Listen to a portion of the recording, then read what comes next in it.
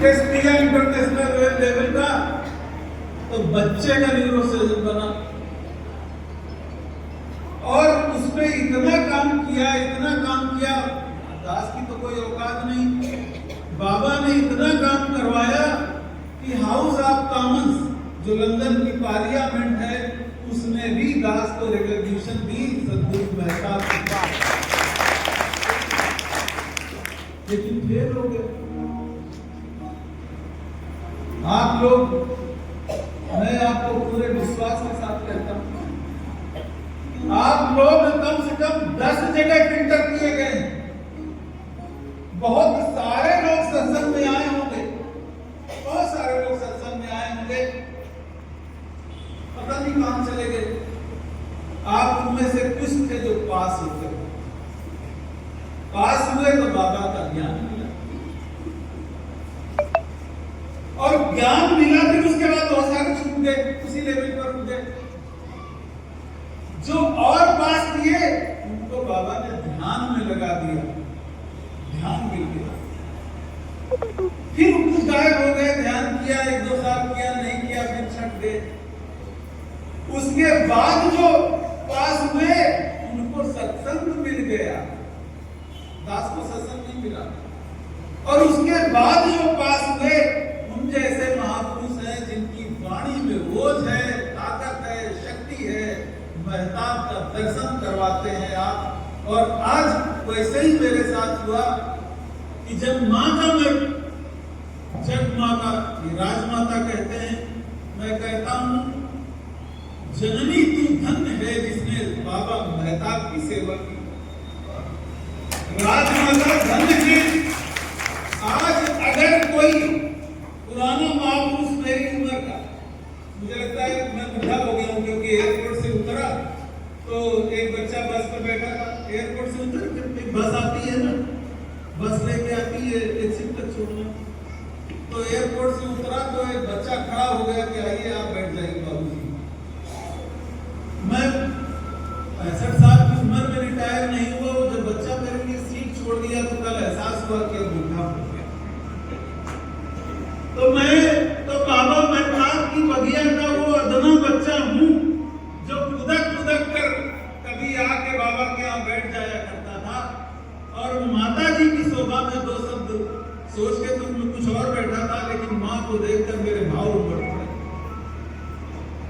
अभी जब मैं प्रणाम करने गया, आज पता नहीं कितने साल बाद, मैं समझता हूँ 80-82 के बाद, आज जब मैंने माँ का को प्रणाम किया तो मेरे आंखों में आंसू थे। और आज पहली बार मुझे एहसास हुआ कि आज मैंने दोबारा, जिंदगी ने फिर मौका दिया कि दोबारा बाबा महताब को प्रणाम किया। अब आप पूछिए ऐसा मैं क्यों कह रहा हूं? कोई कारण तो होगा। आप लोगों में से बहुत लोगों ने प्रणाम किया और गुस्ताखी भी की मैंने, क्योंकि भाई साहब ने मना किया था कि भाई वहीं से कर लेना, लेकिन मेरे से रहा नहीं गया। क्यों नहीं रहा गया? वो यूं है कि एक दिन जो है, कितना टाइम है भाई साहब? 2 मिनट। बोलिए आपके लिए कोई वो बंदे नहीं था। फिर पास हो गए महताब के दरबार में। तो लोग सुनने आते हैं, एक दिन जो है मिलेगा तो आप तो सुनेंगे। एक दिन मैं MBBS कर रहा था, हॉस्टल में रहता था। मेरे एक बहनोई थे जो सिपाही थे। अक्सर हमारा मन नहीं भरता था सत्संग से। अब आप पूछेंगे इतने ज्ञानी हो गए थे? नहीं भाई, ज्ञानी मैंने कुछ नहीं था, ज्ञान तो मिल गया था, लेकिन उस उम्र में क्रेज क्या होता है, मैं MBBS करने लगूं, मैं बड़ा डॉक्टर बन जाऊं, मैं उससे भी बड़ा डॉक्टर बन जाऊं, मैं उससे भी बड़ा डॉक्टर बन जाऊं, तो एक दिन ऐसा बन जाऊं कि एशिया में जाना चाहूं, एक दिन ऐसा बन जाऊं कि पूरी दुनिया में जाना चाहूं। यही तो होता है ना भाई। मैं तो बार सत्संग आता था और बड़े स्वार्थ से आता। झूठ नहीं बोलूंगा, झूठ बोलूंगा तो बाबा मुझे सुन रहे हैं, शायद मुझे कह दें कि ये भी फेल हो गया, तो मैं दोबारा फेल नहीं होना चाहता। तो मैं जब भी हमें मौका होता था, MBBS की पढ़ाई उन दिनों बड़ी कठिन होती थी, आज की तरह नहीं है जो सर्टिफिकेट बट रहे हैं। तो जब भी मुझे टाइम मिलता था मैं ये सर्वोदय नगर ना कहते हैं उसको, हाँ बाबा, जी जी जी जी। सर्वोदय नगर में बाबा के बंगले में चला गया। एक दिन मैं अपने फैमिली के साथ गया, बाबा ने आवाज लगाई, मैंने प्रणाम किया। और बाबा के बारे में जो लोग जानते हैं वो जानते हैं कि बाबा हमेशा जुड़े रहते थे, शायद वो चर्चा नहीं होती। बाबा जी को बात करने के लिए कई बार 3 बार बोलना पड़ता था, हाँ जी हाँ जी हाँ जी। कभी कभी मैं सोचता हूं कि मैं कितना नादान था, मैं समझ नहीं पाया कि मैं किसका दर्शन कर रहा हूं।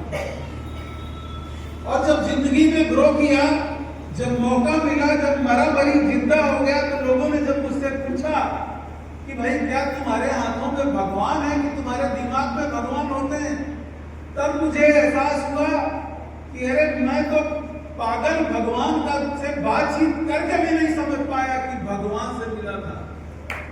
ऐसी शक्ति बाबा महताब की थी। अब वो दिन याद कर करके कभी मैं रोने लगता हूँ कि बाबा तुम कहाँ चले गए, बचपन में मिले, में मिले होते। तो खैर तो बात पीछे रह गई। तो मैंने प्रणाम किया और बाबा जी ने आवाज लगाई।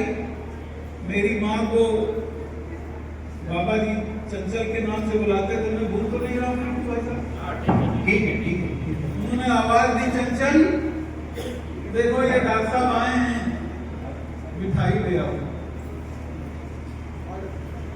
वो माता जी जो मिठाई बनाती थी, जब हमारी जेब में ठंडी होती थी, मिठाई खरीदने की औकात नहीं थी। आज जब हमारी हैसियत पैसों से इतनी है कि दुनिया की कोई भी महंगी मिठाई खरीद के टेस्ट कर सकता हूँ, खा सकता हूँ, यकीन मानिए जो माँ ने मिठाई खिलाई उसका जायका आज दिन तक नहीं है।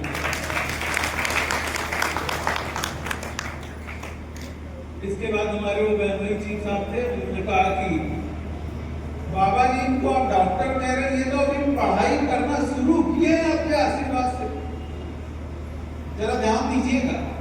उन्होंने कहा इनको तो अभी शुरू किए, अभी कहाँ डॉक्टर हो गए। तो बाबा जी फिर साइलेंस में चले गए, जैसा चले जाते थे।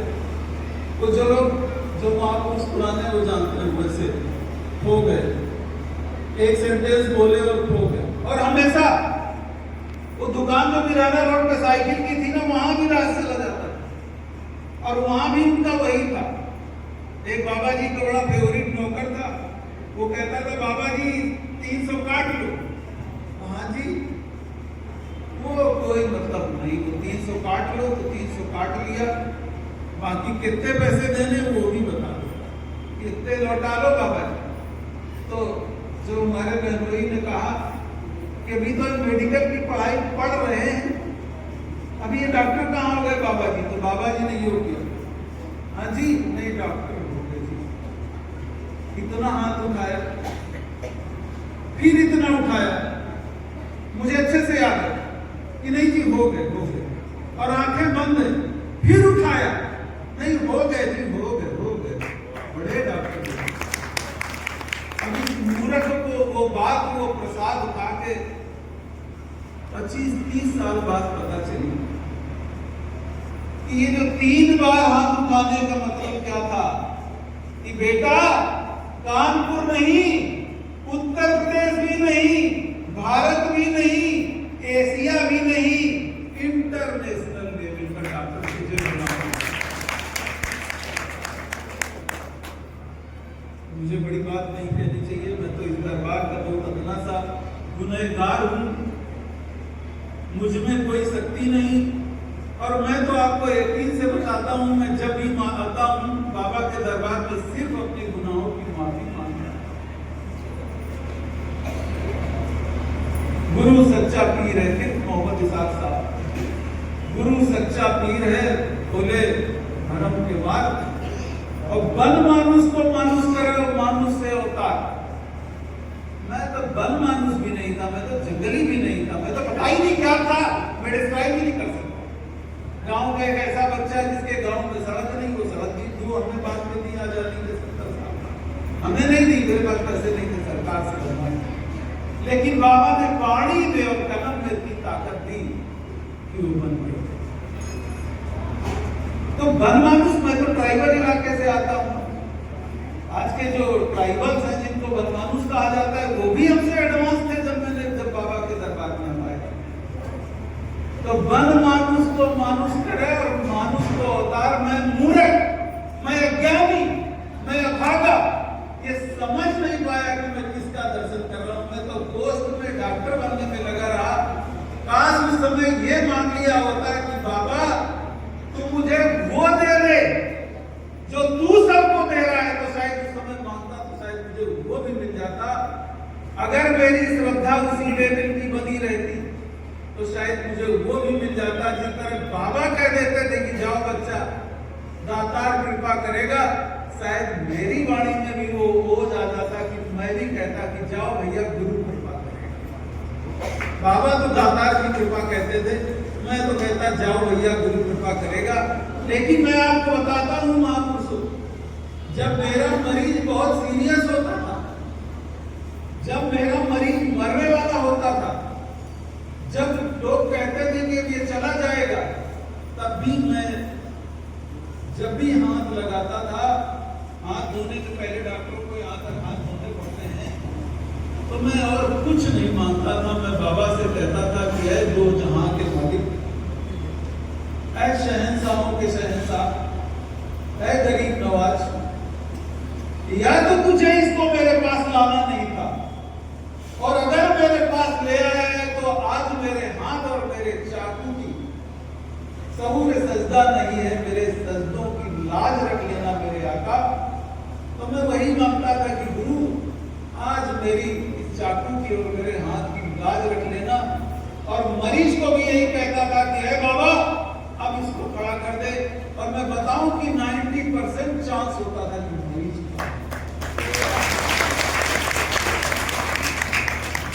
समझ नहीं पाए, हमने सब खो दिया।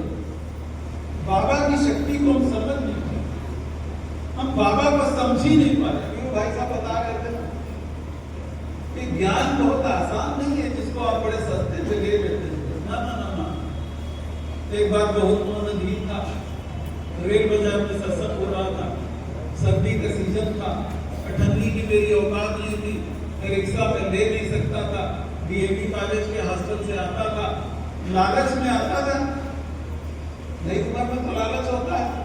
एक बार हिसाब लगाया था, आपको बताया था भाई साहब, इसको याद है। एक बार किसी ने कहा कि सत्संग जाते हो, तो एक पंडित जी ने उनको मिले आया साथ में, हमने कहा तुम भी सत्संग चलो, बहुत मजा आता है, बढ़िया बढ़िया गाना होता है। अब वो जो अभागा है, जो फेल हो गया, अभी जो बताया तो बार बार पास होने के बाद आप यहाँ बैठे, आसानी से नहीं बैठे, उसको मैं लाया और मैंने जाकर पूछा कि सत्संग कैसा लगा। उसने कहा कि कुछ नहीं, वहां कुछ सरदार जी बैठे थे, कुछ लोग आए, गुरबाणी बोली, उन्होंने पाठ वाठ किया, नहीं कुछ नहीं, हमारी पूजा ज्यादा अच्छी। उसी समय मुझे याद आया कि बाबा ओम जी से किसी ने इसी तरह की बात पूछी थी कि गुरु तो आज के सरदार जी हैं। तो उन्होंने कहा नहीं भैया तुम भूल रहे हो, वो सरदार जी नहीं है, वो असरदार हैं। एक बार अगर देख लो तो ऐसा असर हो जाए कि आप तो एक असरदार गुरु हमको मिले हैं, असरदार ज्ञान मिला हुआ है।